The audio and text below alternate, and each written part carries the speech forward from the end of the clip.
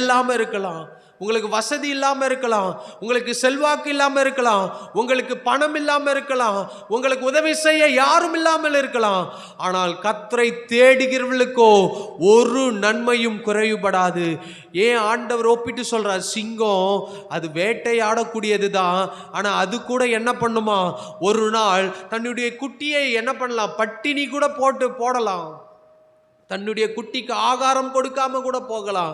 ஆனா என்ன நம்பினீங்கல்ல, என்னை நம்பி நீங்க வந்தீங்கல்ல, நான் உங்களுக்கு ஒரு குறையும் வைக்க மாட்டேன். மற்றவர்களுக்கெல்லாம் குறைவு வரலாம், ஆனா என்னை நம்பினவர்களுக்கு நான் ஒருபோதும் குறைவு வைக்கிற தெய்வம் அல்ல, நிறைவாய் நடத்துகிற தெய்வம் என்று நாம் பார்க்கிறோம். இன்னொரு முறை, சிங்க கெபியில் நான் விழுந்தேன், அவர் என்னோடு அமர்ந்திருந்தார், சுட்டெரிக்கும் அக்கினியில் நடந்தேன், பழி துளியாய் என்னை நடத்தார் என்ற பாடலை நாம் சேர்ந்து பாடுவோம்.